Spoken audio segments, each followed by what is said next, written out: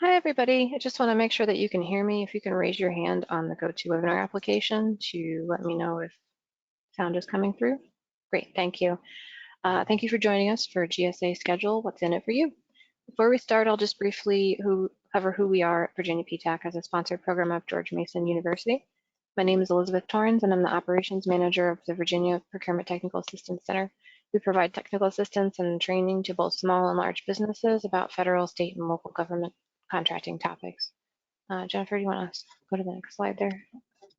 Sorry. Thanks. This Procurement Technical Assistance Center is funded in part through a cooperative agreement with the Defense Logistics Agency.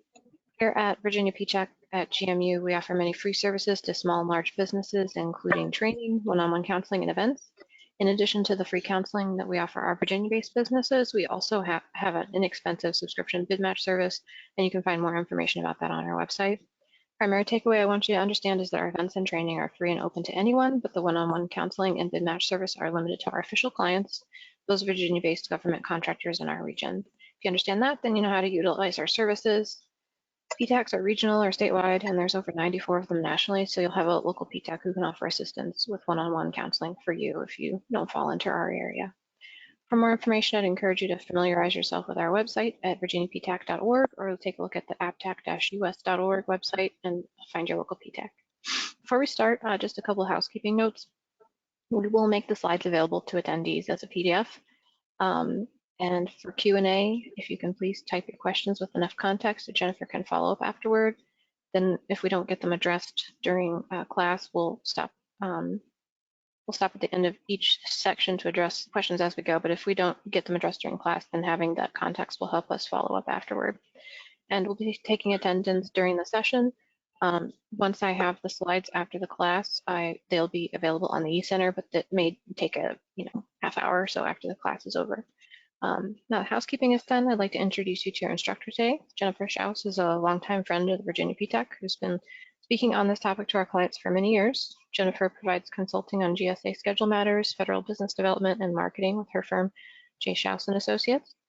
With 20 years of experience, Jennifer is a well-known speaker at many events in Northern Virginia and the DC region and sits on the board of directors for Govlish LLC and SAMI, the Society of American Military Engineers. I forgot to ask you, Jennifer, are those still correct? Actually, the SAMI is not. No, okay, just Govlish. Thank you for asking. I forgot that my intro was from last year. But anyway, go ahead and take it from here. Okay. And I will put myself on mute.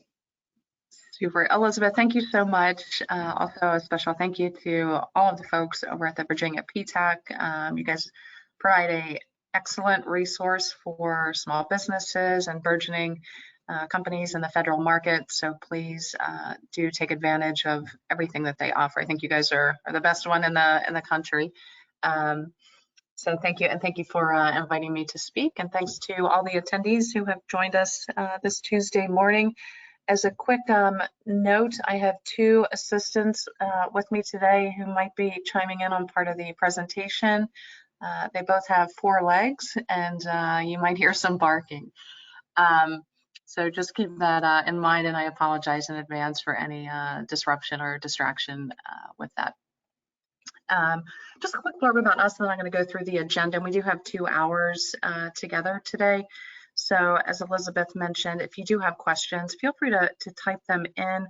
The way that the presentation today is laid out, there are various sections. So we'll try to take a break at the end of each section to then address your questions. If your question happens to be for a section that we have not yet gotten into, I'll probably just save those questions until we uncover that material. So just a quick blurb here about us. As Elizabeth said, we are based in downtown DC and provide a variety of services for government contractors.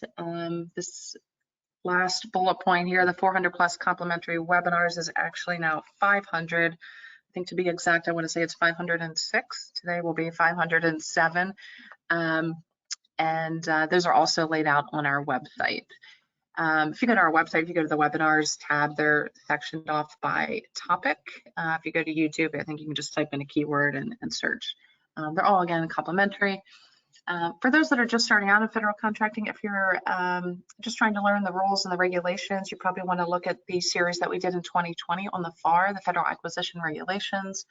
And then last year we covered the DFARS, which would be for defense contractors, and it's simply the rules and regulations that DoD follows when making purchases.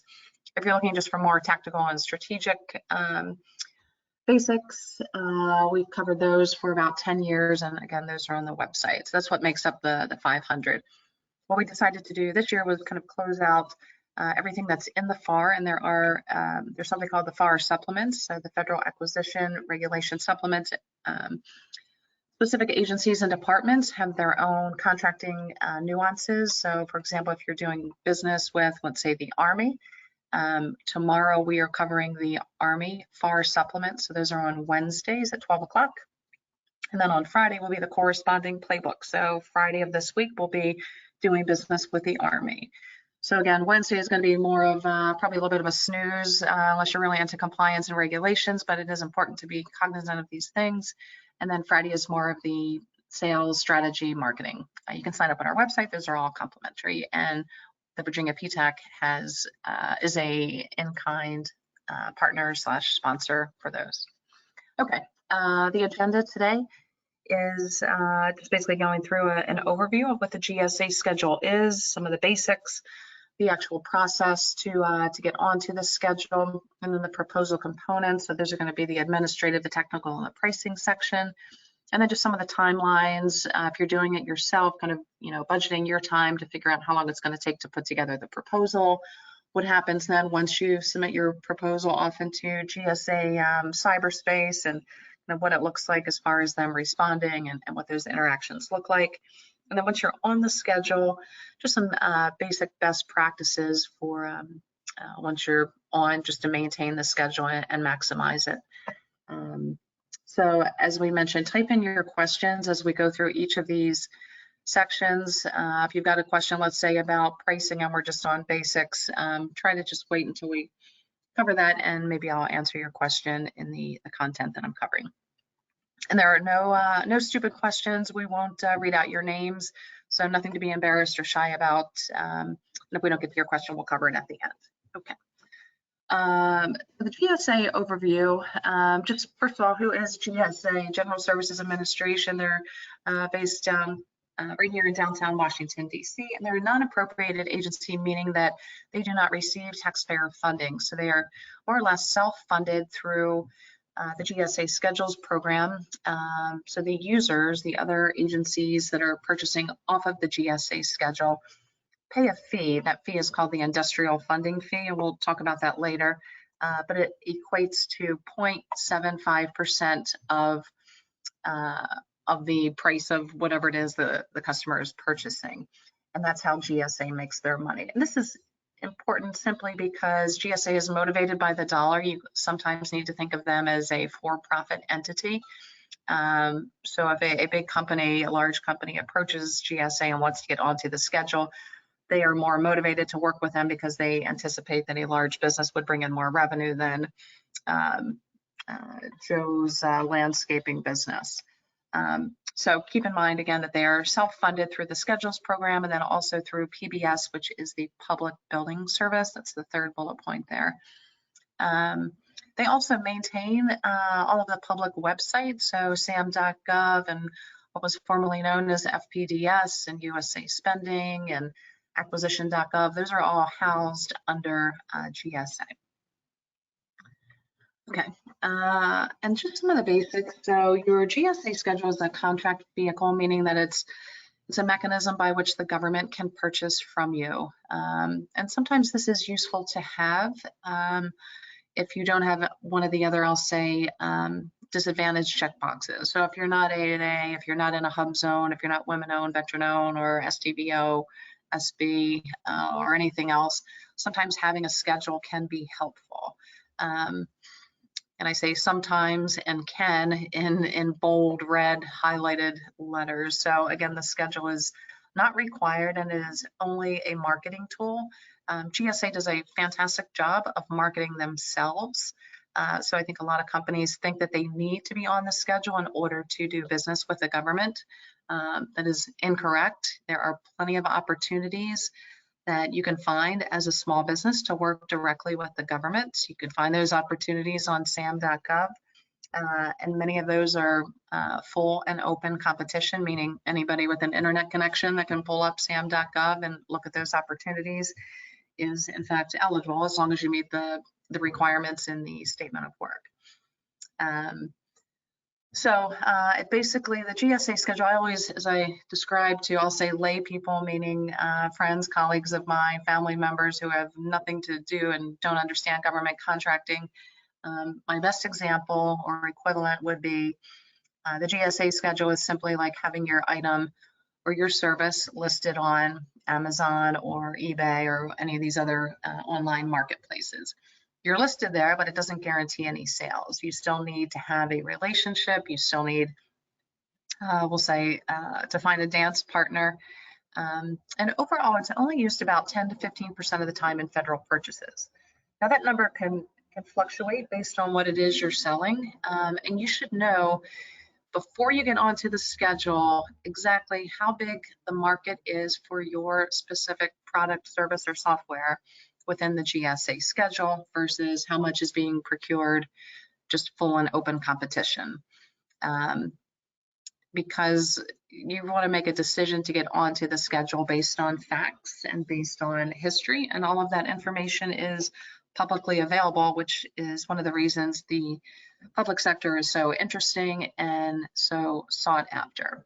So you can use this public data to determine that, I don't know, let's just say $52,320.17 is the available pot of money, or we'll say the average pot of money on a yearly basis for your specific product or service. You can know exactly how many competitors you have that are on the schedule, their business size, how much revenue they've done through the schedule, and you should really take the time either to do this yourself, work with a PTAC to get this information, work with us, but you should really know this information before kind of jumping into the GSA schedule swimming pool. Okay, there are about 20,000, 18 to 20,000 companies that hold a GSA schedule. More than half have no sales through their schedule. Now they may have millions of dollars in federal contracts, but specifically through their schedule, zero sales. Why is that important? Because one of the terms and conditions of being on the GSA schedule is that a company must bring in at least $25,000 per year through the schedule. Now the first year is a grace period, so you kind of get a pass there. But every year thereafter, you need to bring in at least $25,000.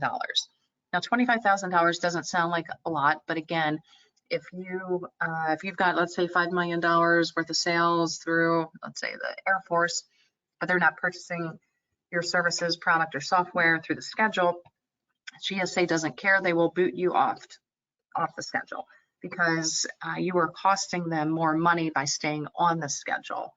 Again, back to that first slide when we were talking about GSA being a non-appropriated agency, GSA is funded through the schedule. So if you're not making them any money, you're costing them money because there's still maintenance that they need to deploy in order to keep you on the schedule and resources, and those equate to money, and you become a burden to them. So you would get a warning letter, and there is a process that you'll go through before they actually terminate your schedule. But again, you really want to make sure that this is in your best interest before you decide to get onto the schedule. And that's just one reason. We're going to talk about some other reasons, more specifically pricing, which is really the whole focus of the schedule. The GSA is determined to secure your lowest price for any of the products, services, or software that you want to put onto the schedule. And then there are restrictions post-award. So once you're on the schedule, there are limitations on price increases. Sometimes it's a manual effort to make a modification. Other times your rates are built in. A lot of it depends on your internal pricing policies and procedures. But the whole focus of getting onto the schedule is that GSA knows that they have secured your lowest rates.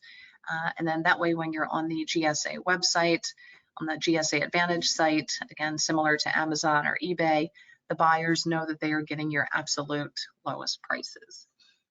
So your GSA rates are a price ceiling or a not to exceed rate. And then as you start bidding for work through your schedule, you'll actually probably come in a little bit lower than whatever your GSA rate is. And we'll talk about pricing as kind of the bulk of this presentation once we get to that section. But just keep in mind that this is the most important piece or element of the schedule. And there is research that you can do before you decide, again, to take this leap of faith to getting onto the schedule. Again, it should really not be a leap of faith. It should be a well thought out decision based on facts and data that's publicly available. Okay, as far as the schedule, it can be used by all of the federal government, and there are some state and local governments who will grandfather in your GSA schedule. And I say grandfather in, it sounds very simple, so I should caveat that with there is a good amount of paperwork also to bring in your GSA schedule. Items, solutions, and associated pricing. For example, Texas and California are two of those states. California has something called CMAS, CMAS, it stands for California Multiple Award Schedule. Texas has TexMAS, Texas Multiple Award Schedule. Again, there's some paperwork involved, but more or less they will bring in your GSA schedule solutions and associated pricing you can then sell to those state and local governments. The Red Cross, the World Bank, the IMF, IFC, IADB, a lot of these quasi-government agencies also have the ability to purchase off of the schedule. So if anybody is selling into these other, we'll say, vertical markets, the schedule can be used there. Sometimes you need to educate the customer that they can use the schedule.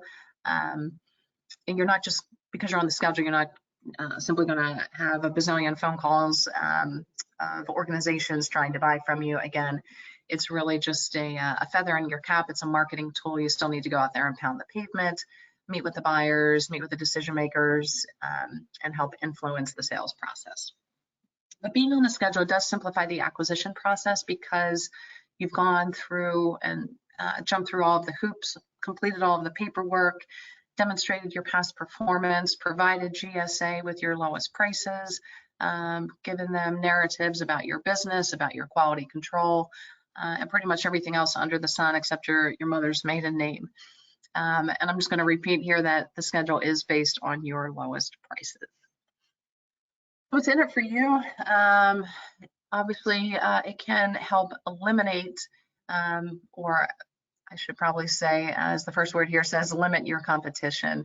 So if you do have some competitors that are on the schedule, that's fine. You're never going to truly eliminate all competition, but it helps box out some of the folks that maybe would see these opportunities on sam.gov.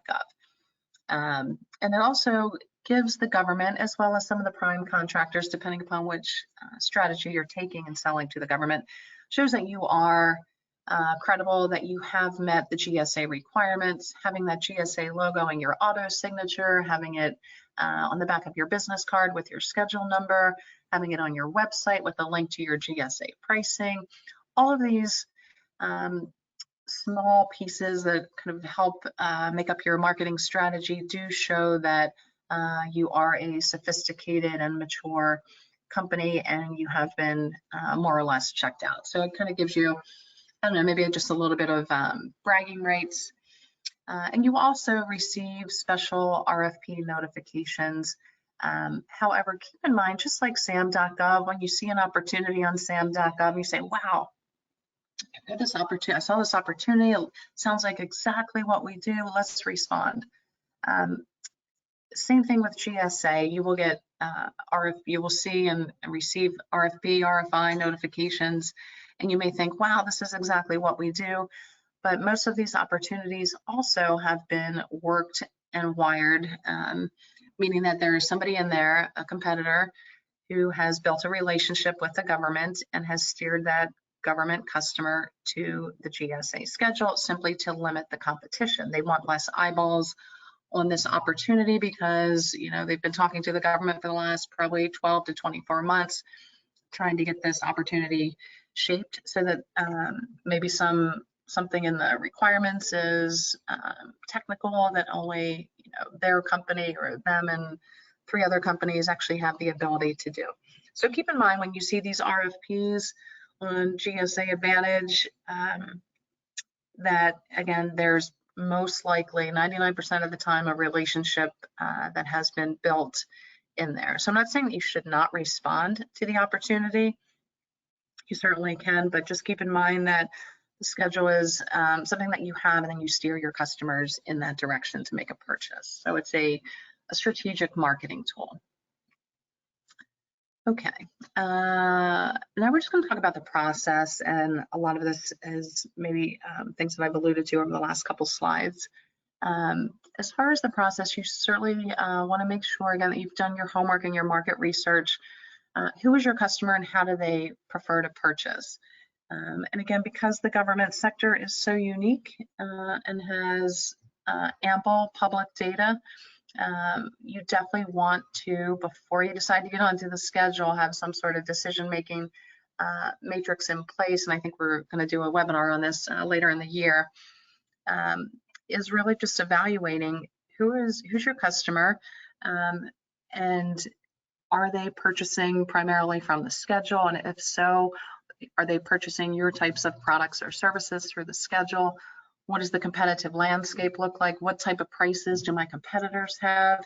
If your competitors have prices that are much lower than yours and you can't afford to go, let's say, down to their level, which might be another, let's say, shaving 10 or 15% off of your rates, because that would put you out of business, then the schedule might not be for you. Or maybe you need to take your search for another target government agency that maybe has a different propensity for buying through the schedule.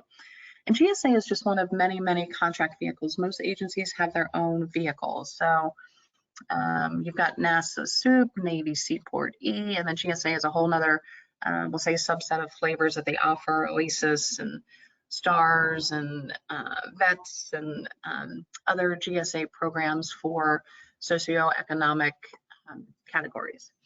So conduct that market research and really understand the process. So I've mentioned some things here as we were talking, and I just think a visual here might be helpful. And obviously these classes are much easier in person with a whiteboard and just and getting some interaction. But what we put together here was just looking at how the government purchases. And so and these are general numbers. So most of the time, the government will simply just go and put something out for full and open competition. That's going to be what you see on sam.gov. That's the bulk of how the government purchases. So we've got that at about 35%. As I mentioned, departments and agencies have their own contracting vehicles. OPM has theirs, State Department has one, as I said, Navy Seaport E, NASA SOUP. So don't think that GSA is the only flavor out there. Again, they're the only flavor that can be, I should say the only flavor, they're one of the many contract vehicles that can be used across all of government, and then obviously at the state and local and some of the quasi entities that I spoke about. You've got set-asides, which are going to be your set-aside contracts for women-owned, veteran-owned, hub zone, 8A, service-disabled, veteran-owned small businesses, and all the other check boxes. Sole source simply means that there is one and only one source for on the planet, in the universe that the government can purchase from. This is very rare, and I think it's it comes with some risk as well as rewards. But if you're just starting off, unless you've got something so special, it's really not a good strategy. Simplified acquisition is going to be for small businesses, and there are thresholds for that. I think the number is 850,000 is the latest for the simplified acquisition threshold, and we've got some webinars on that if you're actually on all of these topics here on the left if you're unfamiliar with any. OTAs, other transaction authorities, these are non-FAR purchases, so they come outside of the federal acquisition regulations. Those are limited to Department of Defense, Department of Energy, I think Homeland Security. Did I say energy? Again, if you're just starting out with government contracting, you probably don't want to delve too far outside the lines here, and maybe just try to follow most of the rules and kind of stick with the basics before you start getting into things that are a little bit more complex and harder to understand, and really not the norm, and have a smaller percentage of how the government purchases. Okay, so that slide, let me just go back. The whole point I was trying to make here with this slide, and I'm not sure if it came across or not, is that GSA is one of many options when you sell to the government. So that's why you need to kind of reverse engineer and, again, determine who is buying your products or services by conducting some market research, know exactly what that number is, and know what that number is through the schedule versus full and open competition versus all of the other categories here, and let that determine where your efforts, where your time, where your money, where your resources should be invested, or where you're going to get the biggest return. So again, yeah, this market research is certainly important. And let's say you do decide that the market for your solution is within GSA, has a number that looks good to you, and that you think based on the time investment it would take for you to get onto the schedule, that you would see some return on that investment. You then want to make sure that your prices compare and are competitive with other companies on the schedule. And I'll explain why in a moment. But if anyone on the line is selling products, the best way to do product comparison is by going just onto the gsaadvantage.gov site. If you're selling services or software services, the calc.gsa.gov site. And I've got some screenshots here.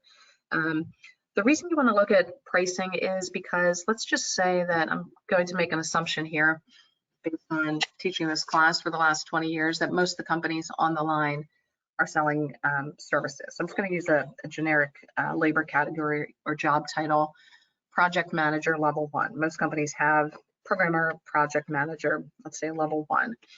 And what that means is, let's say level 1 in your company, that means the individual that fills that slot has 5 years of experience, and for education holds a minimum of a bachelor's degree. And let's say your commercial rate is $100 per hour, just to use a round number for that project manager. So when you're getting onto the GSA schedule, again, the whole focus of the schedule is your pricing, specifically your lowest price. So let's say you decide to offer the government to GSA a rate of $95 for that project manager. Again, 5 years of experience, bachelor's degree. When GSA looks at your proposal, they will conduct some litmus tests to make sure that they are getting the best price. So they'll do research on the calc site, and they're going to plug in project manager, 5 years of experience, bachelor's degree. And if the average rate there shows up as, I'll use an extreme example, $80 per hour, and you're offering them $95 per hour, they're basically going to laugh and say, there's no reason for us to allow your project manager at $95 when the average of the 500 companies that have project managers is $80. Why should we buy from you at $95 when the average rate here is $80? So basically in that scenario, what happens is then the company trying to get onto the schedule will lower their schedule rate to the $80. So this would be very wise and prudent of anyone getting onto the schedule to conduct this research before you decide to get onto the schedule, to make sure that your rates are in fact competitive with the others on the schedule, because you don't want to suddenly get into the price negotiations with GSA to find that your rates are 20% higher, and in order to get on, you're going to have to drop your rates. The schedule then may not be for you, and you need to work on making your rates a little bit more competitive, or deploying some other strategies in order to make yourself a little more nimble and strategic on the schedule. So let's, we'll go ahead and just take this more or less same example. So this is a screenshot from the calc.gsa.gov site. And so you see that top line there, hourly rate data for project manager. I used on the right-hand side your filters there, bachelor's degree, 5 years of experience. And the average here is $140 per hour. Now, granted, you see some companies there that have some rates in the 200s, but it's going to be hard to get a project manager with 5 years of experience and a bachelor's degree onto the schedule for anything more than $140 per hour. So please, please, please, it will behoove you to get onto the schedule knowing this information in advance. And this can help make a go, no-go decision for getting onto the schedule as well. And then as you scroll down on the calc site, again, you'll see the average price here. And then the last half of the page, you're going to get a list of all of the companies that have a project manager and their rates. You can then export that into Excel. And maybe this is a strategy for finding teaming partners that have rates that are higher than yours, because if you're a sub to them, they're more or less going to dictate rates to you. Or if you're a teaming partner, then your rates might be closer in sync to each other. So this is a good way just to kind of sniff around and find out who's out there, what are they charging, and would they be a good partner? Is the schedule right for me? A lot of this data can answer a lot of questions for you. And again, no cost to go on to calc.gsa.gov, simply your time, and it could save you from perhaps making a mistake by being on the schedule. You don't want it to be a liability for your company. You want it to work for you and to make your business more attractive to the government, as well as potentially some prime contractors. So do your homework. And this is just scrolling down further on the calc site. I could have put everything on one page, but we would have needed a microscope to look at it. So I just wanted to show you guys what this looks like. Again, calc.gsa.gov, and anybody can go onto that. And these are all your fully burdened rates, so they include your fringe, your overhead. Everything is built into these rates that you see, and hopefully that answers the question. If you need more information on pricing or how to come up with pricing, Elizabeth and I were just talking before the webinar, and I don't know if it was yesterday you said, Elizabeth, that you guys had a pricing webinar conducted by Jacob, and yeah, we had a cost price proposal submission webinar last week, but we actually have we had an indirect rates class yesterday. That is true. It's probably one of those types of classes that would help someone determine their burden rates. But we do have another one coming up. Let me see here. There's a price to win class at the end of the month, but that's not as much the getting into the math of it. So the next one that actually will be going over that in the greatest level of detail would be with Sam and Nina or Karen. Let me see here. Karen's got one in April 14th, and then Sam and Nina are teaching April 25th. But anyone's welcome to email me directly, and our clients also have access to Codology webinars, which are on demand. So just email ptac@gmu.edu if you're looking for particular training, and I can point you in the right direction. Great, thank you. Allowed me to take a sip of water here. Okay, and so we'll move on from this. So just know that if you go to the calc site, again, you've got this data here. Use it. Please use it before you decide to get onto the schedule. Make your decision based on factual information. You also want to make sure that in addition to just the pricing, and that you've got a little bit of a pipeline built up with potential customers that would purchase from you before you get onto the schedule, because the worst thing, my least favorite phone call or email to get is, oh, we're on the schedule, can you help us with sales and marketing? And maybe some people would argue it's kind of a chicken and egg thing, but you really want to reverse engineer and make sure that you've got a pipeline full of opportunities, of people, specific individuals, specific programs that are going to be GSA scheduled purchases, where you've built some sort of relationship where the potential customer knows that that you are getting onto the schedule, so that once you are on that schedule, you circle back with them and let them know, hey, we're on the schedule, here's our contract number, and kind of rock and roll from there.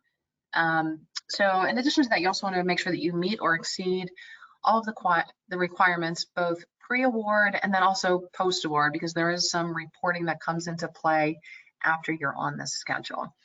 And the schedule is an open and rolling, I'll call it, request for proposal. And occasionally GSA will make updates to that RFP. So you want to make sure that you are responding to the correct and the current RFP. The worst thing to do is have paperwork submitted that you're missing one of the hoops that they want you to jump through, because they unfortunately have more or less taken the human element, for the most part, out of the process, that if you are missing something, you haven't dotted an I or crossed a T, then your proposal will get rejected. And you can certainly submit the next day, but it's probably going to take a little bit more than a day to rework your proposal and all the components of it, and figure out what you need to put into the new package. And just because you meet all of the requirements does not mean that you should, just because you're tall enough to ride the roller coaster doesn't mean you should get on the roller coaster. You, again, want to make sure that you do have a pipeline of opportunities, and that it is going to serve you well, because there's some fine print that comes into play post-award. I put my glasses on here to read this. Next question here. So the question is, I've never experimented with the GSA website. Is a firm interested in being on GSA required to select from predefined products and services, or can the firm present itself as unique? So GSA has recently consolidated all of the schedules into one GSA schedule. So now companies are on the GSA schedule, and the differentiators between the schedules, or within the schedule, are something called special item numbers, SIN numbers, SIN, special item numbers. And there's about, I think it's 88 SIN numbers. And sometimes these SIN numbers are an exact match to your NAICS codes. Other times they're similar to a NAICS code, and they may have a letter in them, or they may be short a number, but they all represent, just like an outline would, or more clearly define what your products or services are. So one of the first steps in getting onto the schedule is determining which SIN number, special item number, your products and or services would fall under. And so you would read through those descriptions and kind of narrow down what is the best fit for your business. Looks like another question. How much is it to complete the application? Well, we'll talk about timing later. As far as just kind of the process of putting together the proposal, GSA does not charge you anything. It's really just your time and your effort. We offer it as a service, and our pricing is based on the number of special item numbers, as well as the number of unique labor categories and or unique software items or unique products. Happy to take any of those questions offline. Okay, so as I mentioned, do your homework. If there's no other takeaway from today, just know that in anything in life, almost, you should make decisions based on facts, and not just a feeling, oh, I see this GSA logo everywhere, maybe we should get on the schedule. All of our competitors have the schedule, but maybe all of your competitors have zero sales through the GSA schedule. So make sure you really dig in and understand what's in it for you, and is there really anything in it for you? So continuing on here with the process, you want to map out a timeline.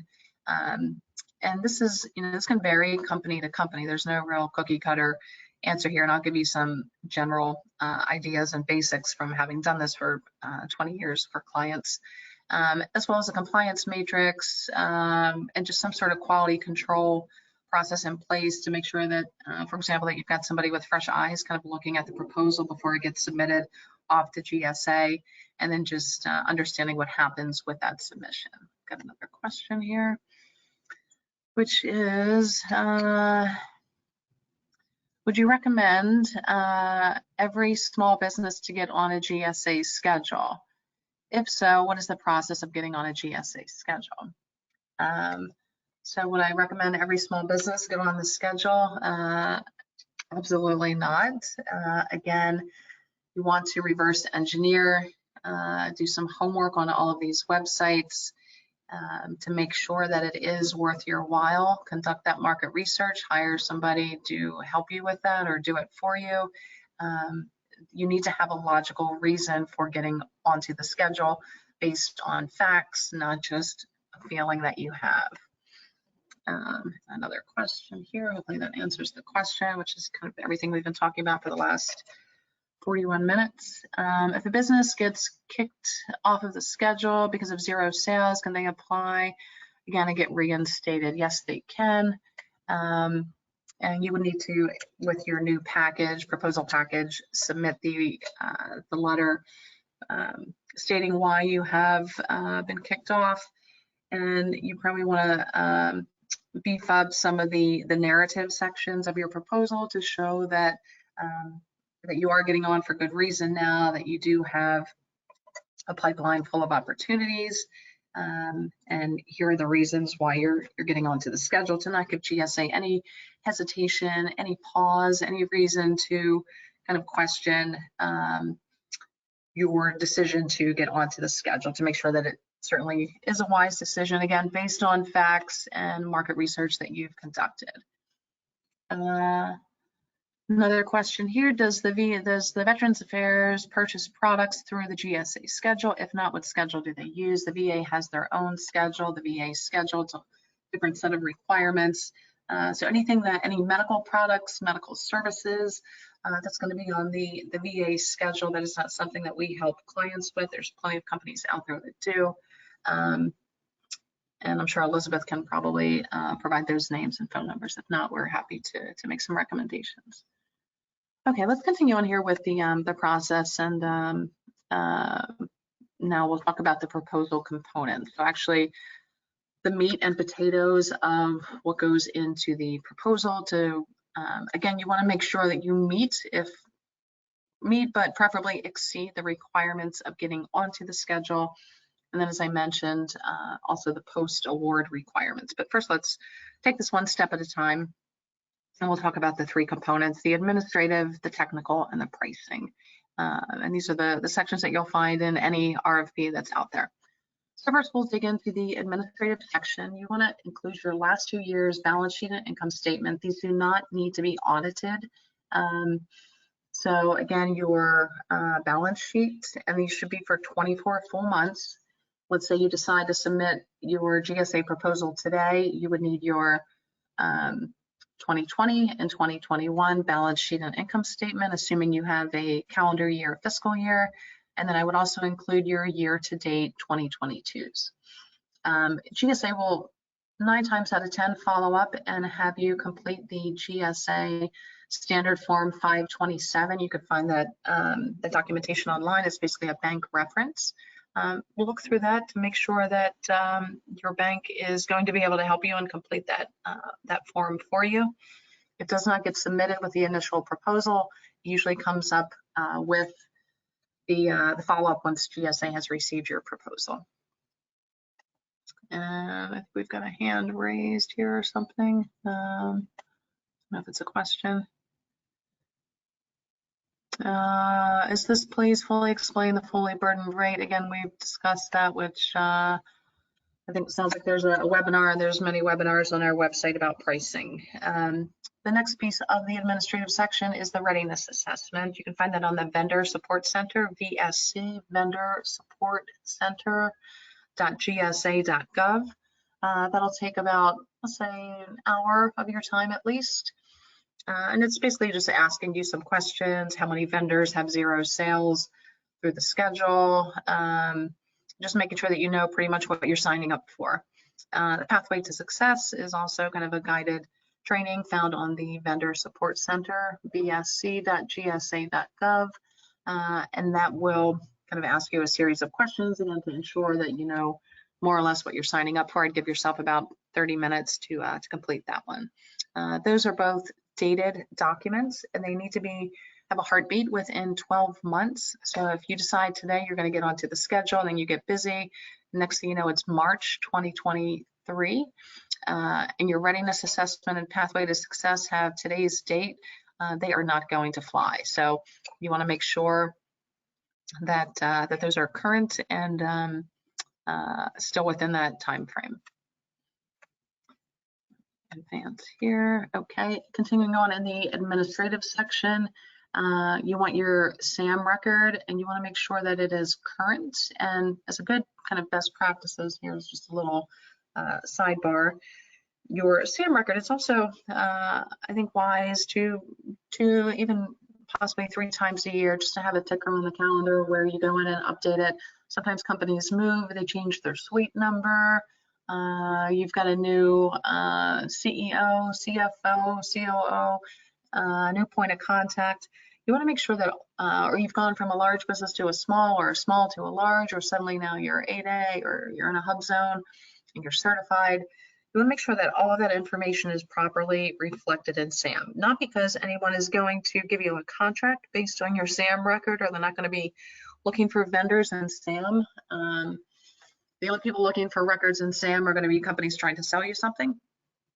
But just make sure that it is current, because that's just important, not only for getting onto the schedule, but let's just say you find an opportunity that you want to respond to with perhaps a different agency somewhere or a department. That SAM record needs to be current and correct. You also want to make sure you've got the right NAICS code, because the SIN numbers, the special item numbers, correspond to specific NAICS codes. So make sure that those are in fact intact. You want to include your tax ID and DUNS number. Those are usually fields within the GSA portal as you upload your proposal, but you probably want to include that as well. If somebody is helping you and submitting the proposal on your behalf, there's an authorized negotiator form. It's a GSA form, so don't kind of freeform this. It's GSA verbiage and language that gets your letterhead, a date, a signature, and gets submitted with the package.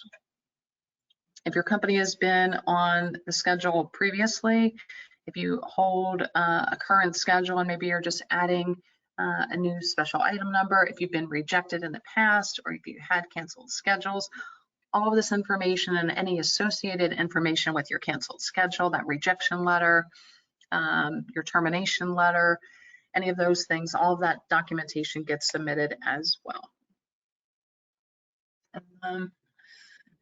And yeah, the unique identifier certainly does. I say the note here, will remove the DUNS number is being sunset, and so companies will now have their unique identifier. So that slide needs a slight update. Thank you. Okay, so that's the administrative section. Let me just take a breath and a sip of my coffee here. And does anybody have questions just based on what we've covered so far? Again, not reading off anybody's name, so feel free to type in anything that we've covered, excluding anything that would be post-award or pricing or anything like that before we get into the technical.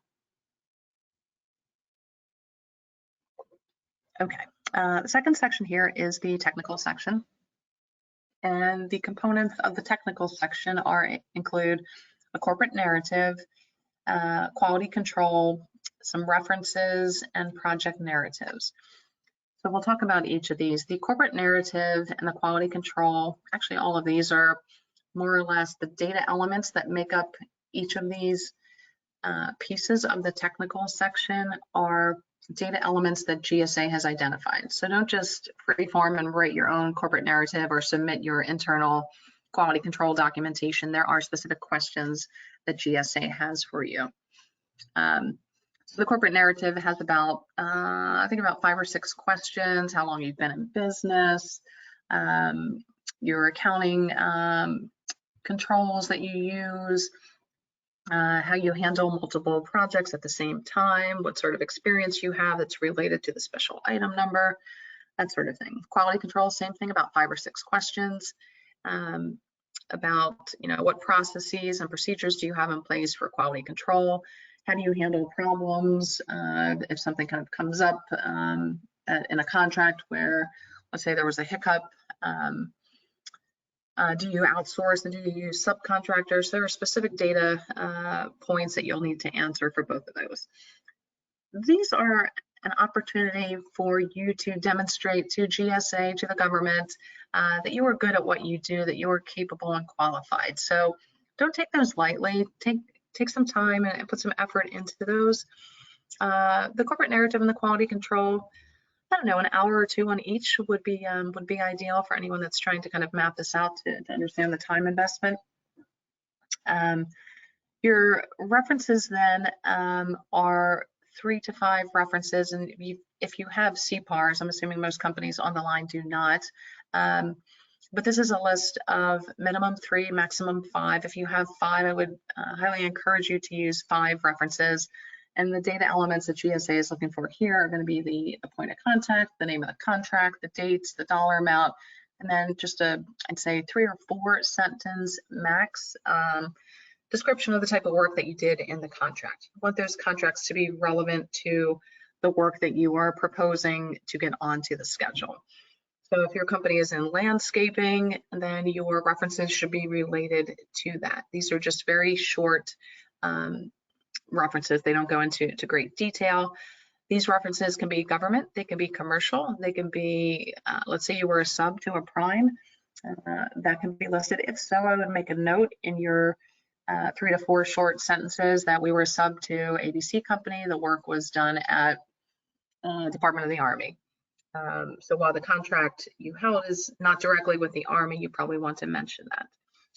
If all of your work is commercial, that's fine. If it's with nonprofits, that's fine. You're not going to be dinged because of it. Really what they're looking for is that you have done this type of work in the past. That should take no more. Hopefully, you guys have a CRM system or even your accounting system or some system in place where you can easily extract clients that you've worked with in the near past, again, that are relevant to the work that you're proposing to get onto the schedule. Your project narratives, most of the SINs require just one project narrative. And again, the project narrative is going to be a GSA form with about let's say like 8 questions that you'll have to answer about have you complied with any executive orders, rules and regulations, how the work is similar in scope to the special item number, why you were selected for the project, were there any delays, what was your company's methodology. And again, this is also your chance to shine, to let GSA know, to let the reader, the contracting officer at GSA that's going to be evaluating your proposal, to let them know how good you are at what you do, why you were chosen for these contracts that you've worked on in the past. And again, these can be commercial, they can be nonprofit, they can be with a church, it can be with McDonald's, it can be with the Air Force, it can be with Northrop Grumman. It really doesn't matter. Certainly, if you do have federal experience, you want to include that. If you're a sub to a prime, that's also going to be helpful. If it's state and local education, certainly include those. But really what they're looking for, again, is more or less demonstrating your past performance. Included with that narrative, you will also need to have a copy of the contract. That contract must include dates and signatures and the statement of work. So make sure that you have those components included with your narrative. The narrative generally cannot exceed 4 pages. However, when you upload your proposal to GSA, as I mentioned, there's about 8 questions in that project narrative. And same thing with the quality control and corporate narrative. You're basically going to copy and paste each of your answers into the GSA form. So is it really 4 pages? I think it's like a character limit. But just, again, take some real quality time to demonstrate why you are so good and why you are qualified to be on the schedule and how the work that you've done in the past is similar to the SIN number, that special item number that you're pursuing. Let me just see here. Looks like we have another question. Do I have any templates or examples of good narratives? No, it's specific to your company. So every company is different, and so your answer should be specific to what your company does, not what somebody else's company does. So yeah, just answer the questions, and if you find that you can't answer the questions specifically for this part of the schedule, then it's probably not the best tool, or it's not the right path for your company if these questions don't come somewhat easy to answer. But don't take these questions lightly. Again, it is your chance to shine. For anybody that happens to be on the line that is selling perhaps products, if you are in fact a dealer or reseller, so if you're not the manufacturer, you'll need a letter of supply. Again, this is not a free form letter, it's a GSA form that has their verbiage, their language, goes on your letterhead, goes on the manufacturer's letterhead, gets signed and dated, and you want to make sure that the manufacturer is in a TAA compliant country, or that the products are being made in a trade agreement act compliant country. What that means is you can have products that are made in China, North Korea, and the usual suspects that are out there. Now, this list can sometimes change depending upon who is in office at a executive level of government. So you want to make sure that you're monitoring that list, because let's say suddenly, one of the countries that is TAA compliant suddenly becomes non-compliant, and that's where your product is being manufactured. You would then have to remove that product from the schedule. Also, Ability 1 is part of Unicorn Department of Justice from the prison systems, and so any items that are made and manufactured by the Ability 1 folks, you cannot have on the schedule. Now, you can sell these items, whether they're non-TAA or non-Ability 1, to the government, but through the GSA schedule, you need to meet those requirements. And again, same thing with TAA, the Ability 1 products will change over time. Okay, and a question here about these, the past performance. Does the work reference have to be about the company itself? Well, the work that's referenced is the work that your company has done that is relevant to the special item number that you're pursuing. Again, that past performance is relevant to the special item number that your company is pursuing. So if you're pursuing special item number 54151S, which is IT professional services, those projects need to be related to IT professional services. Will the experience of the officers from their work experience elsewhere count? Yeah, when we get into that corporate narrative that we talked about, you can certainly discuss who the C-level execs are and the relevant work that these folks have done relevant to the work that you're pursuing there at GSA. And hopefully that answers the questions. So I'm going to spend too much time on products. Maybe we should have taken a survey before going through this this slide here or before the presentation, to understand if most companies are providing product, services, or software. But if anyone wants me to go into more detail on products, I'm happy to do that, or take anything offline. For services companies, you need to have your HR plan on how you compensate overtime and how your employees are paid, how and when your employees are paid. And there is specific verbiage for the overtime. It needs to be in accordance with federal regulations at time and a half. Even if you do not have any hourly employees, the way that you are getting onto the schedule is by breaking down your labor and showing hourly rates. So based on that fact, you will need to have that verbiage in your proposal. Okay, any questions there on that technical section? Okay, so the biggest piece there is take that as an opportunity to write something compelling on why your company is good at what it does, and why the special item number that you're pursuing is work that you can do with, one eye closed and one hand behind your back. Okay, and now the pricing section. which is the most important. And so we'll spend the most amount of time here. And we're right at 11 o'clock, so we've got an hour to go. So when the government is purchasing from you, specifically through the schedule, they obviously know that your company's been checked out, that you've jumped through all these hoops, you've got the past performance, you've done the work. And they also know, most importantly, that the rates that they see on the GSAadvantage.gov website, just like Amazon.com, that those are your lowest rates. They know that the GSA contracting officer has done their homework on that calc.gsa.gov site. And they know, yes, that those are your, in fact, lowest prices.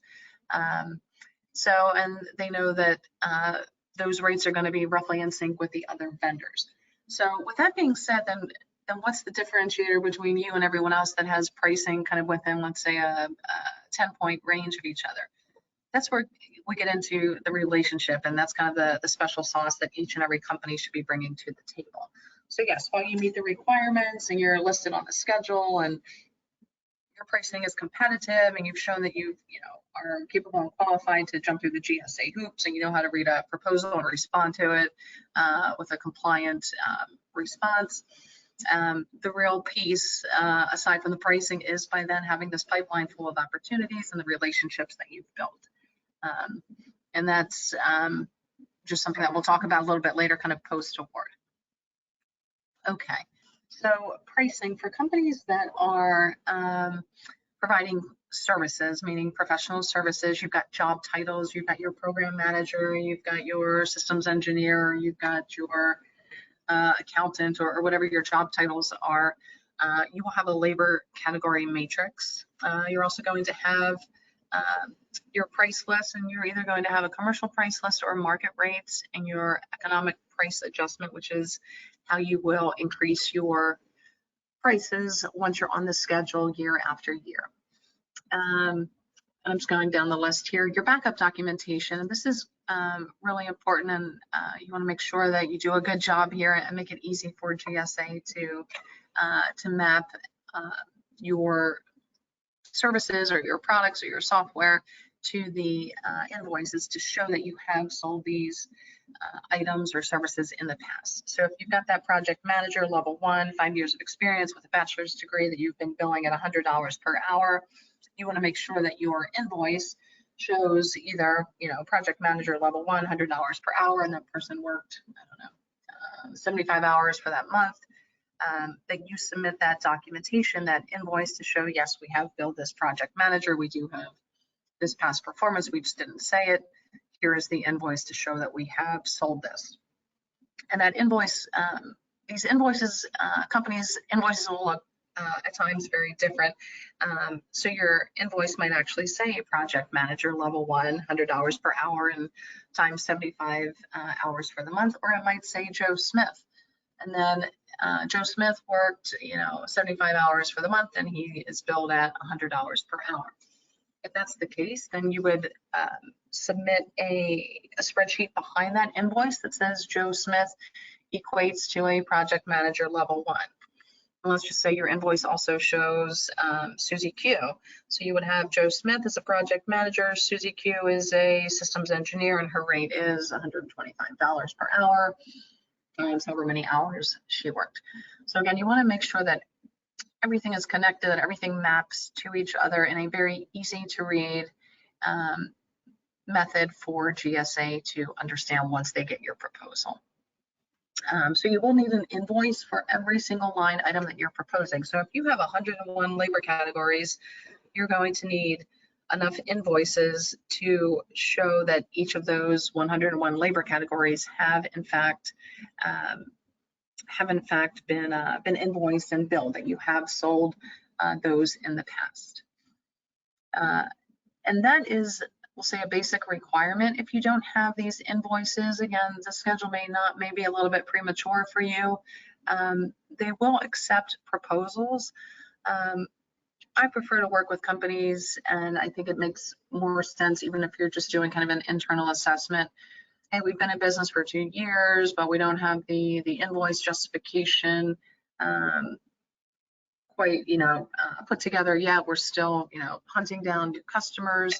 then maybe the schedule is, again, like I said, kind of premature for you, unless you've got a pretty full and robust pipeline of, let's say, opportunities that you feel you have more than a 65% chance of closing should you get onto the schedule. So there's always going to be exceptions. I'm just saying as a general rule, the companies that we have seen thrive once they're on the schedule are ones that have had invoices to justify their rates and not just proposed rates. So again, if you don't have an invoice, if you have a proposal that you submitted to, I don't know, USAID or to McDonald's or to Little Sisters of the Poor, we are proposing a project manager level 1 at $100 per hour. You can submit that as your justification. Again, but the preference for, I would say most consultants would probably agree with me, as would the folks at GSA, that having an invoice just shows that you're more credible, you're substantial, you're ready to kind of rock and roll once you get on the schedule. The fourth item here is your price proposal, and this is just a pretty big spreadsheet that will have multiple columns, including the labor category or the product that you're selling or the software, the commercial rate, who your most favored customer is, meaning who within your customer base, either a category of customers or a specific customer, has received your lowest rate, and then your proposed rate to GSA. And that proposed rate should be based on, again, knowing what that average is of the GSA of your competitors on the schedule, and something that you think would be acceptable to GSA. However, you don't want to give away the farm here, and you want to be strategic and competitive. So that's why I think sometimes using a consultant can be helpful here on that price proposal, so that you don't get squeezed too hard, especially knowing that once you're on the schedule, your rates are a not to exceed rate, and most of the time you're going to be bidding on opportunities using a rate that is lower than your GSA rate. As I've said 101 times here, you want to conduct this competitive analysis using gsaadvantage.gov if you're selling software or products, at the calc.gsa.gov site if you're selling labor. And that was the screenshot that I showed you guys earlier.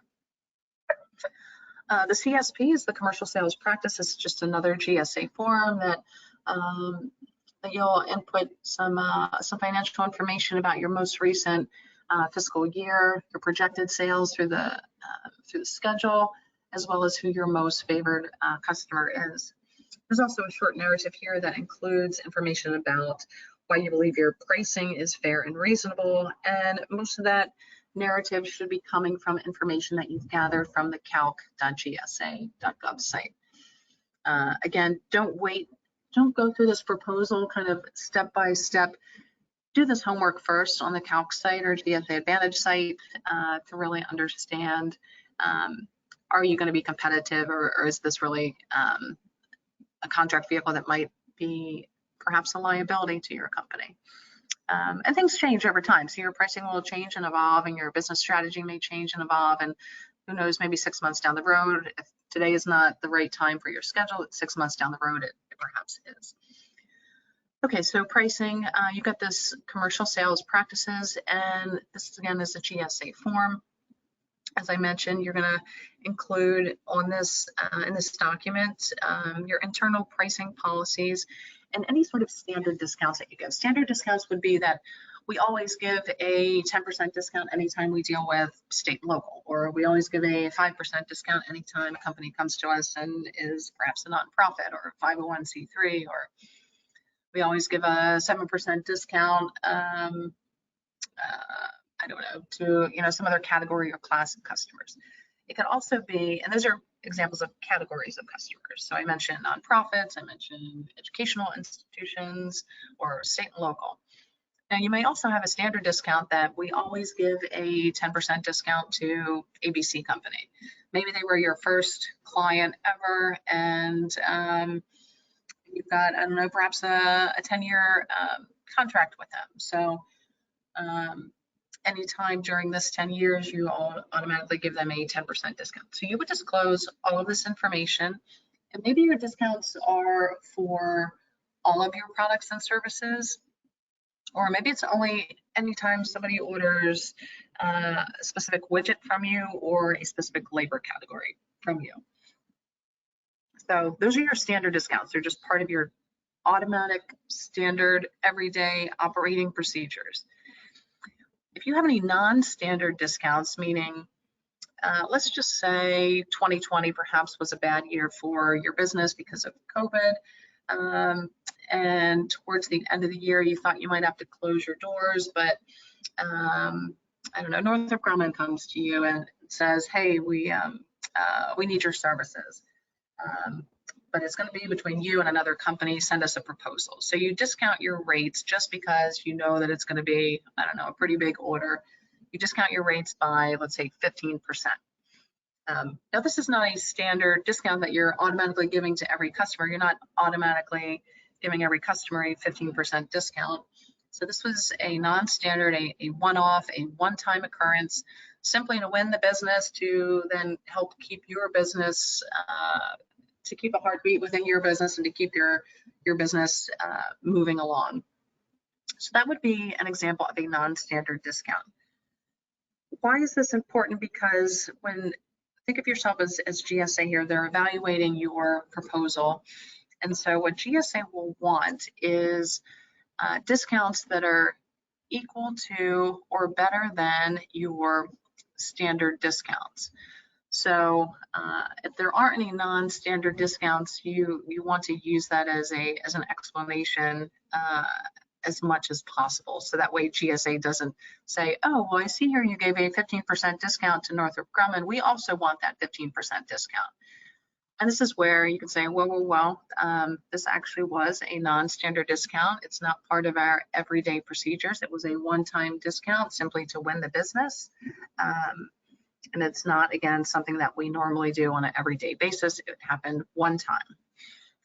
And so you can use that to your advantage to explain why you have given some discounts that are perhaps deeper and greater than most.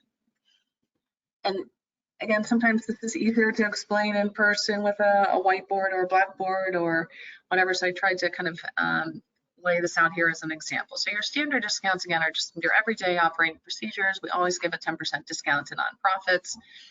Your non-standard, you know, maybe when you first started your business, you gave some discounts simply just to get some customers under your belt.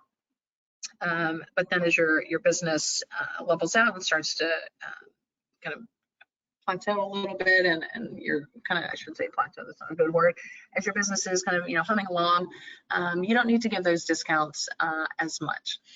And you also want to ensure that these non-standard discounts are not the largest portion of your revenue. So let's say that, let's continue on with that Northrop Grumman example where you gave them a 15% discount. And let's say all they needed was, we'll just keep it simple, project managers. They needed 100 project managers for a period of a year, and you know they had, I don't know, $1 million to spend. So you discount your rates to win the business, and let's say you discount the rate to, I don't know, $92 per hour.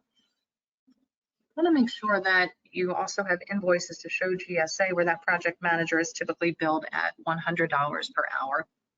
Otherwise, you're not going to be able to prove that it was a non-standard discount. And hopefully, again, it is sometimes more challenging to explain the pricing if we're not in person, but hopefully I've done an okay job here. And if not, happy to take this offline or direct you to some of the other webinars that we've done on the topic. So as I've mentioned, GSA will want something that's equal to or better than your most favorite customer, meaning your standard discounts, the lowest price customer that you've given. Now, some companies may give a discount, you know, for multi-year contracts, or you're going to give a discount because the customer spends, I don't know, $1 million or more, or, you know, 1% discount if you're spending or $500,000 or more, then you'll disclose that to GSA and offer them something that is equal to or better than those lower rates. And the reason, again, that all this is negotiated up front so that the buyers know that they then don't have to go through negotiations with you. Your pricing has been pre-negotiated with GSA. And that's the whole appeal for the buyers to purchase from the schedule, that you've already been checked out. They know that your rates are low. You've been vetted, that you've done this type of work. So GSA conducts these two litmus tests. One will be your internal pricing discounts and policies, and that's kind of what we've been talking about, your standard and your non-standard discounts. And then the second, which we've talked about as well, is they're going to look at the other schedule holders who sell the same products and or services. And again, your reference point there is the calc site or GSA Advantage. And for the 102nd time, ensure in advance that your rates are competitive before you decide to get onto the schedule, because GSA will use all of this information in the negotiations with you after you've submitted the proposal. And so you want to have your own information from the calc site, usually about 3 competitors, same special item number, same job title, comparing apples to apples. So you want to make sure if you've got a project manager with 5 years of experience and a bachelor's degree, that you were on that calc site also plugging in project manager, bachelor's degree, 5 years of experience. And so yes, after you submit your proposal to GSA and they're going through the price negotiations on every single line item that you propose to them, you want to make sure that you can come back and say, hey, here's 3 competitors that also have project managers, 5 years of experience, bachelor's degree, and these 3 companies are within my special item number and they have prices that are higher than us. Those would probably also really be good companies to partner with. Okay, question is, when we submit a proposal on eBuy, and this is after you're awarded a schedule, for a solicitation, can we propose higher rates than GSA schedule rates? No, and I'm going to get into this in a second. And next question here is, nurses are at $75 an hour range in 2019, and now they are at 130 range due to COVID. Okay, I don't know if there's a question with that, but okay.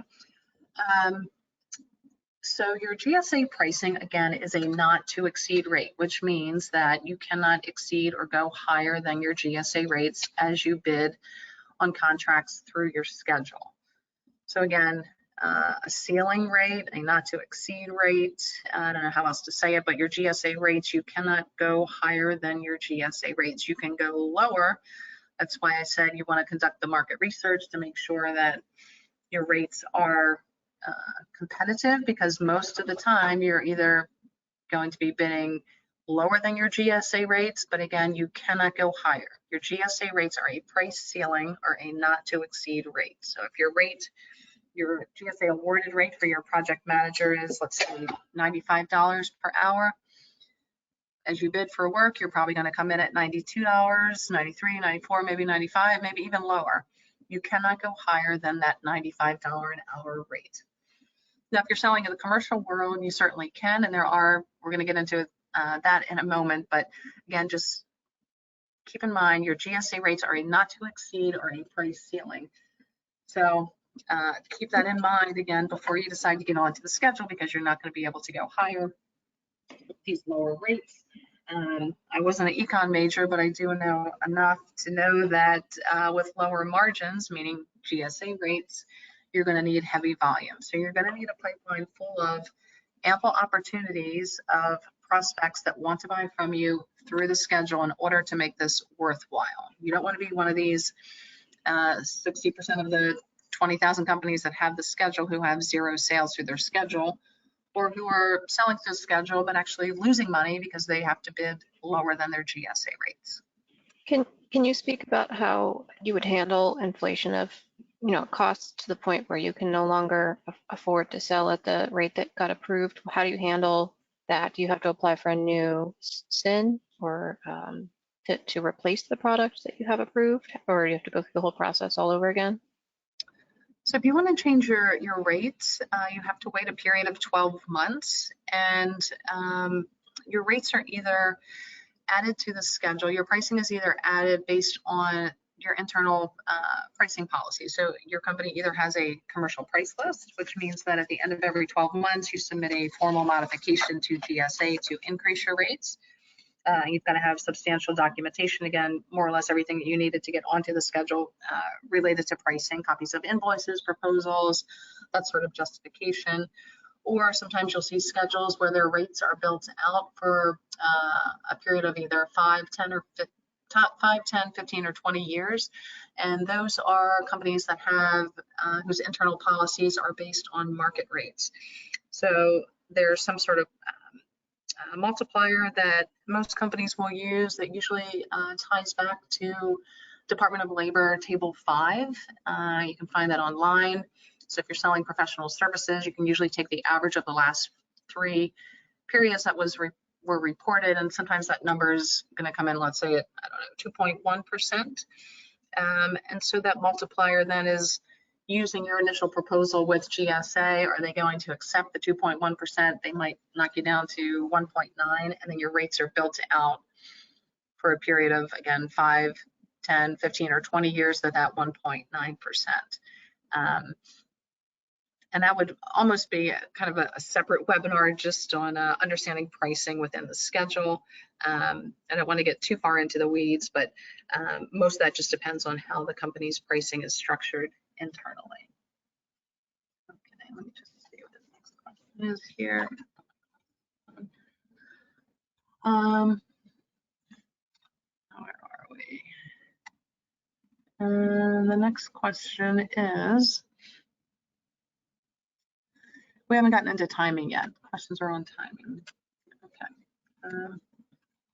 So post-award, again, your GSA rates are a ceiling or a not to exceed. So you cannot,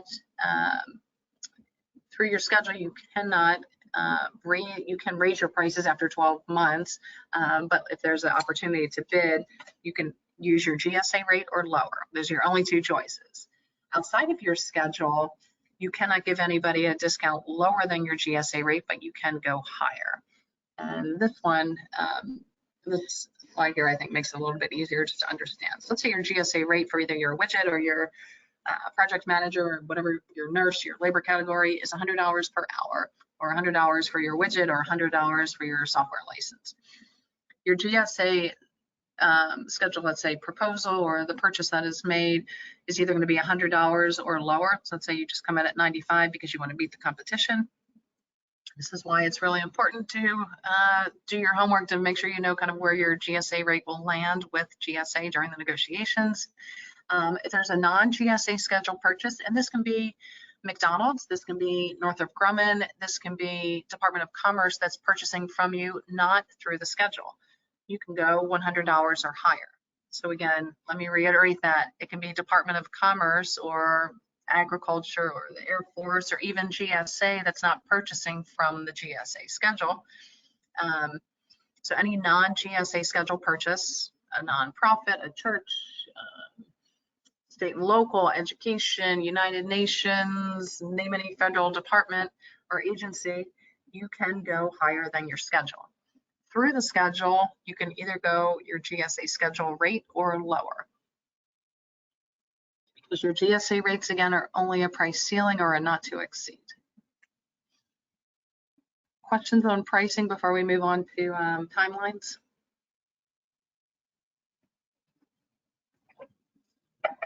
Okay. So the proposal preparation, I'm trying to kind of give you guys some of the components of the administrative section. And they said, oh, this one test might take an hour, another one might take, I don't know, 2 hours. All in all, I'd say in about 1 to 2 weeks. And these are estimates based on if you're a small business and you're trying to run your business throughout the day and maybe cook dinner at night and walk your dog or help your children with homework and just be a normal human being, you're probably gonna, it's probably gonna take you about 1 to 2 weeks. And this is, using maybe some evenings, weekends, time during lunch or early in the morning or whatever it is. Your technical section, same thing, about 1 to 2 weeks. Your pricing section, because it is a little more complex, I'd say 2 to 3 weeks. And that is just based on maybe some of that homework that you've done and kind of pulling that information all together and making sure that that really this is kind of, the last chance to really to ensure that this is the best path forward for your company, that you will be competitive and profitable. You could be competitive and not profitable, which is really not a good strategy. You want to have either an outside organization or somebody within your company that maybe is a proposal writer or consultant or whoever it is to take a look at the entire proposal, and maybe someone that has not been involved in any of these sections that's looking at this with fresh eyes, somebody that has a good eye for detail and understands the requirements of the proposal. And I would give that person about 1 to 2 weeks, and it could be longer, it could be shorter, depending upon if you guys did a good job or not with that. And so I'd give yourself about 1 to 2 months is really, I think, more on the realistic side, as far as really just putting a competitive and compliant proposal together. If you go to the, and this first line here needs to be updated. We no longer need digital certificates, but give yourself a day to upload this proposal. I even do that for myself, and if there's a final proposal review with our clients, let's say on Monday, I don't want to submit this until a couple days after that, maybe Thursday. So again, I'm kind of looking at it with fresh eyes, making sure there aren't any typos, that everything just looks as it should. Just again for that sake of quality assurance. But you need a full day, I think, just to kind of, because you're not uploading just a document, the quality control document or the corporate narrative, you're copying and pasting 6 or 7 answers to questions in there, and kind of make this a full week process. So as I said, maybe there's a quality final quality control review on Monday. You've got a day or two just to kind of look at other things and take your brain away from it, and then look at it again with fresh eyes. And this is just kind of how I like to operate. Companies may have another methodology or process or something that works well for them, but this is just kind of what works for us. So about a week there to submit via the GSA website. At that point, you may, I did say 9 out of 10 times. I'm going to make this 8 out of 10 times. You might get this standard form 527 financial request. Comes from a lady by the name of Maxine. What is her last name?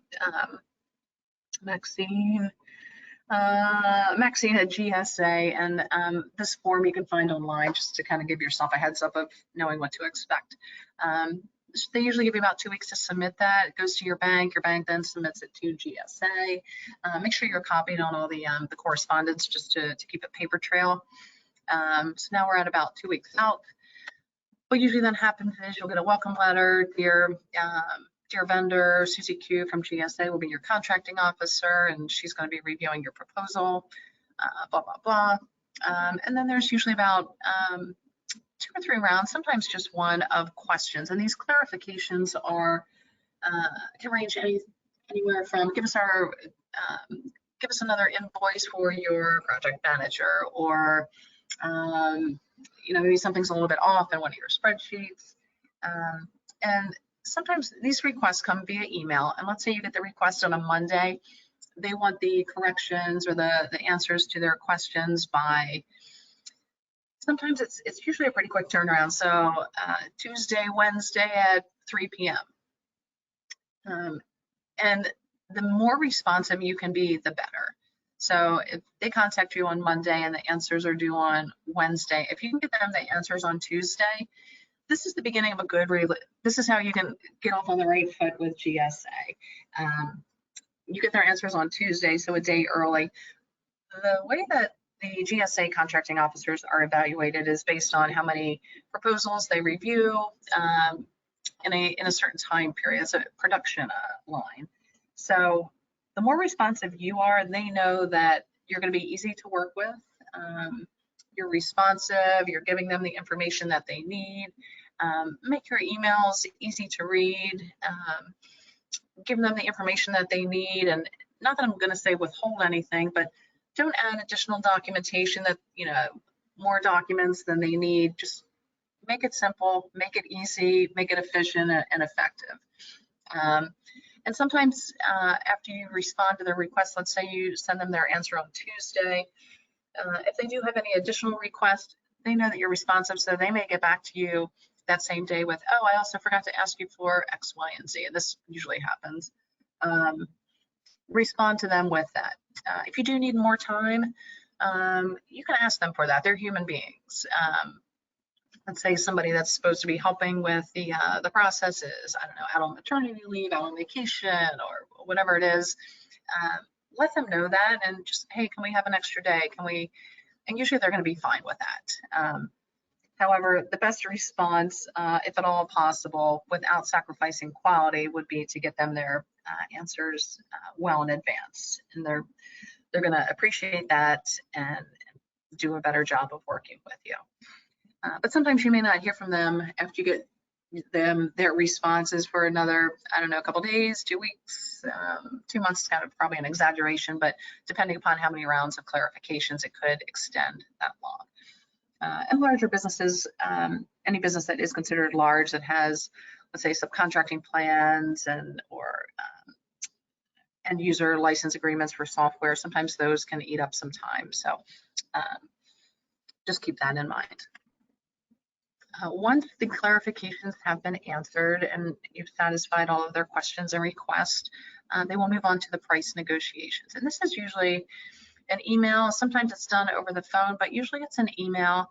And for every single line item that you are proposing, so if you have 101 labor categories, they're going to ask you probably for 101 additional discounts. And this is why you don't want to give away everything up front. This is why you want to do the homework on the Calc site and on the GSA Advantage site. And so what they will do is sometimes just ask for a across the board discount. This is very rare, where they would just say, we want an additional 1% on or 3% or whatever off on all of your labor categories.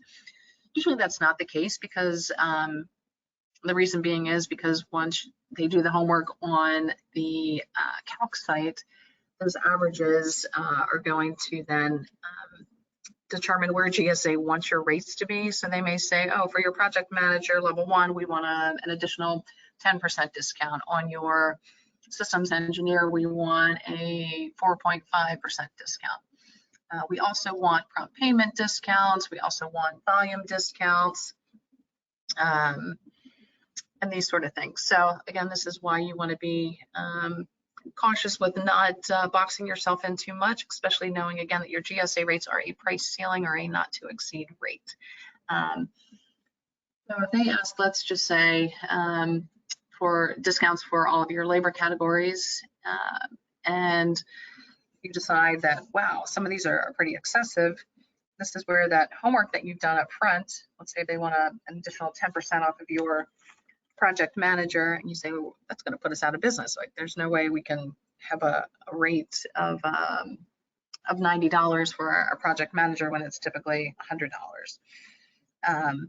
So you can say, hey, we've got 3 competitors that we found here on GSA Advantage, also with bachelor's degree and 5 years of experience. Here's their schedule number, here's their rate, and they're all priced at, I don't know, $105, or one is at 105, one's at 106, and one's at $110. So you can counter to GSA's counter offer. You just want to make sure that you have that documentation to make your argument legitimate, and you should have that information that should have been part of your decision-making matrix before you decided to get onto the schedule. And like I said, sometimes this is over email, and don't be afraid to counter offer.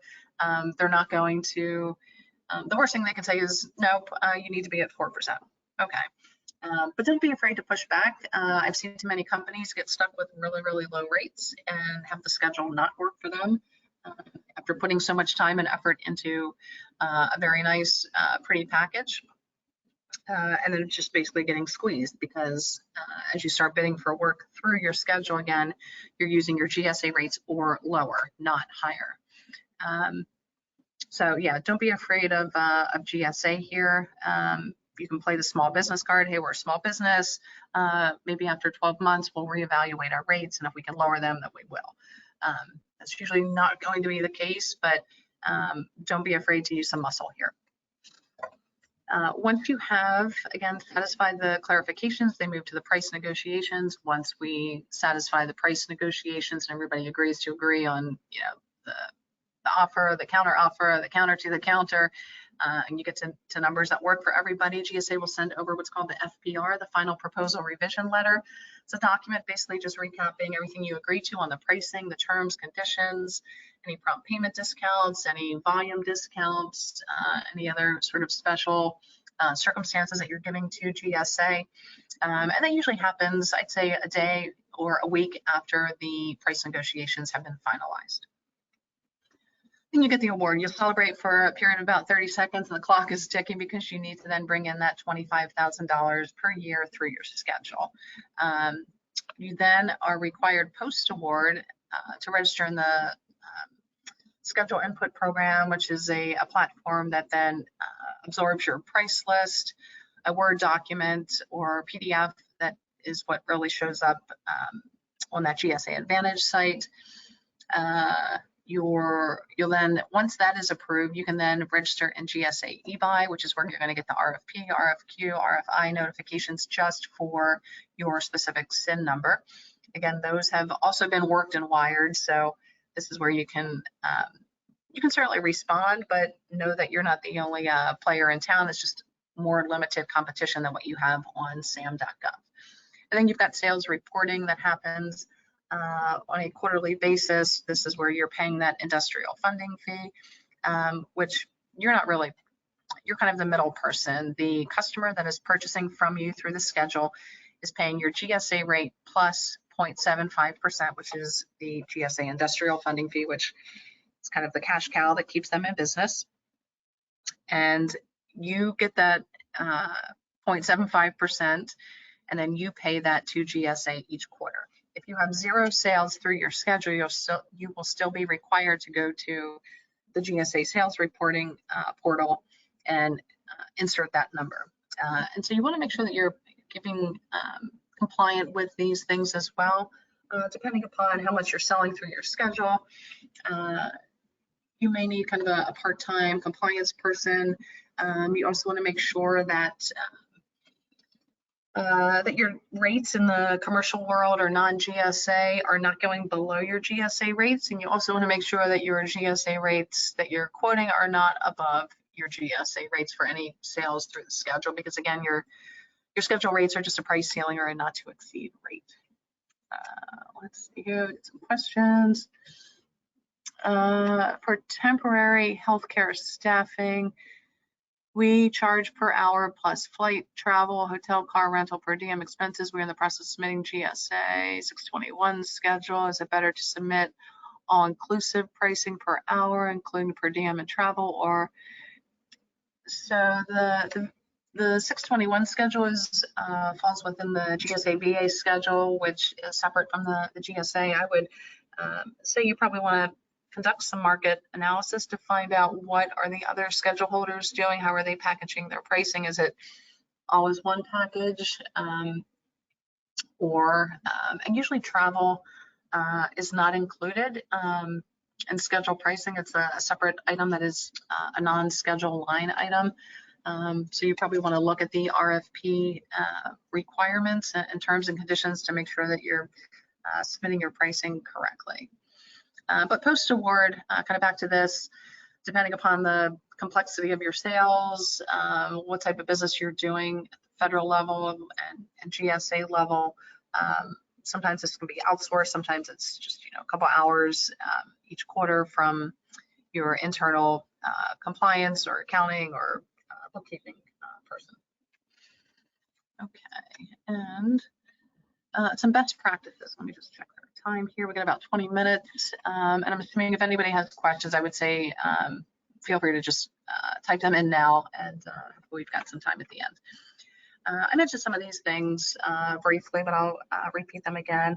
Once you've got that award, you definitely want to put your GSA logo on your website, particularly if your company is only selling or primarily selling to the government. Make sure it's on that home page. Make it easy for the government to click on that logo and have them have that logo then direct them over to your GSA Advantage site that shows here's our products and services. That's usually not going to be how you're going to get a sale. It's really, again, just a marketing tool, or if you want to equate it to dating, it's the guy with the fancy red convertible.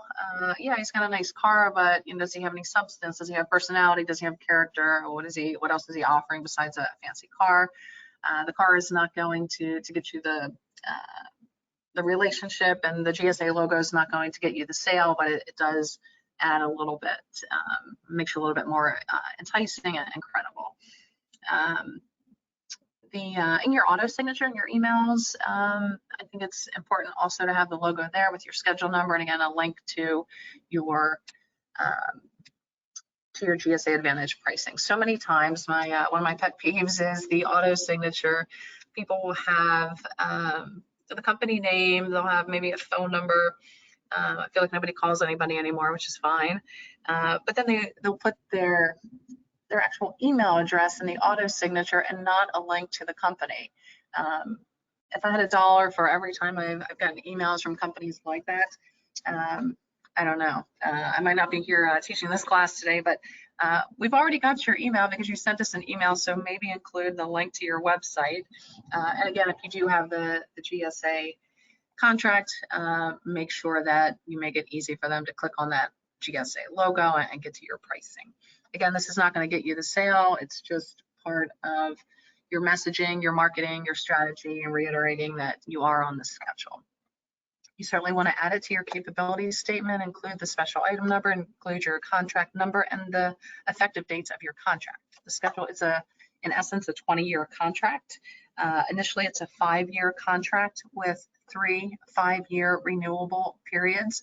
So if you go through all of the renewals, meaning that you've been compliant, you've met that $25,000 per year's sales quota, you've done all your quarterly reporting, you've paid your IFF, you haven't violated anything with pricing, then typically you'll go through each of these renewal periods and kind of max out at the 20 years.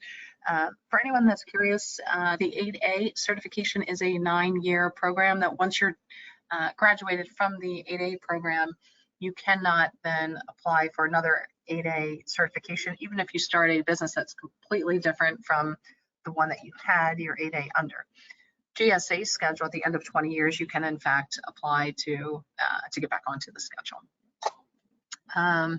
Business card, marketing materials, any sort of, anywhere you can put the logo, put it.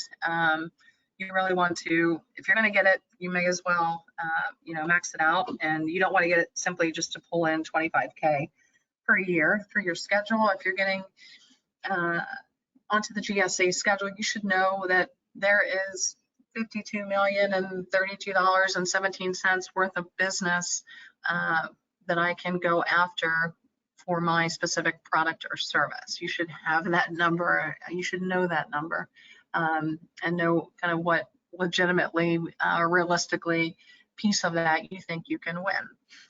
Know what piece of that your competitors are getting and who the major players are and who has pricing that's higher than yours that you could be a partner with or joint venture or mentor protege or there's so many different ways to skin the cat. So keep those things in mind and that you've got access to all of this complimentary free data via all of these websites. Post-award, you want to continue to go back to your pipeline of opportunities and those people in that pipeline where you've got kind of a GSA note under their name. Those are the people that are the reasons that you got onto the schedule. So don't wait until you've gotten onto the schedule to start your sales and marketing. That should have been done first to determine that, yes, we need a schedule. You also want to make sure you've got some back office compliance, even if you do have somebody internally that's doing your reporting and this sort of work. I'd say maybe once a year or depending upon the type of revenue that you're doing. And again, the complexity of your sales and reporting and that sort of thing. Probably want somebody to kind of, take a look just to make sure that you haven't forgotten to dot an I or cross the T or something along those lines. You're also going to have GSA initiated modifications, which are called mass mods. And those are, GSA may update the terms and conditions or some of the requirements to the schedule. And that's usually when they have the refresh that is when they have the refresh to the current solicitation. You'll need to accept those. And, that's, again, part of the compliance component.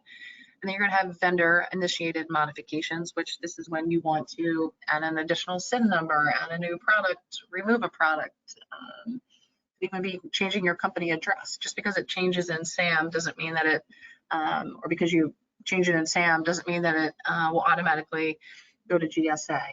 Or maybe there's an innovation agreement because there was a merger acquisition, or maybe you're increasing your pricing or changing your pricing or offering a temporary pricing discount for a period of 3 months, 6 months, 12 months, whatever it is. So keep those in mind. It's just part of the compliance. There is a cost of doing business, and that should be factored into it. If I haven't said it enough, the most important piece of this, or your biggest takeaway, again, should just do that upfront homework, simply because you want to make decisions, smart decisions, to determine where to channel your time, your effort, your money, your resources, and to make sure that there is return on investment for contract vehicles that you're pursuing. Is it going to be worth your while? And if so, why? And have those answers and know how big the market is and what the competitors are doing and what their prices are. Okay. I will stop there, and that gives us 14 minutes to answer questions. And I thank you all for your time today, and hopefully I didn't go too fast. And I know that, again, these presentations and trainings are more effective in person, easier to kind of read body language, or people understanding pricing or any of the pieces that we're talking about. But happy to have and answer any questions that you guys have, either now or separately. You've got the email address for us down here at the bottom. And again, if I didn't thank Elizabeth for her time and kind introduction and the Virginia PTAC, I would like to do so. We've got, I think, 30 plus webinars on GSA schedules free on our website under the webinars tab. Just scroll down to GSA. All of our PowerPoints are on slideshare.net. And that might be our last slide. So Elizabeth, I'll turn it back to you. I don't see any other questions unless I'm missing something. Yeah, you'll be sending the slides as well, though, right? Yes. Yep. So I'll post them on the e-center for anyone to access through the typical route for our PTAC webinars. I noticed that you were recording today's webinar. Were you planning on posting that somewhere, or was it just something you normally have checked? Forgot to this will go into our onto our website and onto the YouTube channel. So I'll send that over to you guys. Okay, great. Yeah, and we'll pass that along as well. Okay. All right. Well, I don't see any other questions. If anyone wants to raise their hand, we can unmute you to ask questions verbally. Okay, got them all out in the Q&A. Well, really appreciate your time today, Jennifer, and looking forward to the next webinar. I know we have a couple additional topics that we're adding into the mix this year for the classes that you're teaching. So if anyone's interested in attending those future dates, we have, let me just grab the specifics here. There's a Marketing Basics for Government Contractors on April 19th with Jennifer, and then GSA schedule pros and cons, what's best for your firm on June 7th. So if you're interested in attending those are out there on the calendar, and you can sign up now. And then, as I mentioned earlier, if you have questions on pricing or further GSA schedule questions, and you're looking for other training that we put on, just feel free to email, and I'd be happy to make suggestions or point you to other resources that we have available as well. And don't forget to take advantage of Jennifer's recordings. She's got quite a library out there. All right. Thank you, everyone. Thanks, everybody. I appreciate your time. Okay. Thanks, Jennifer. Take care. Thanks. Bye-bye.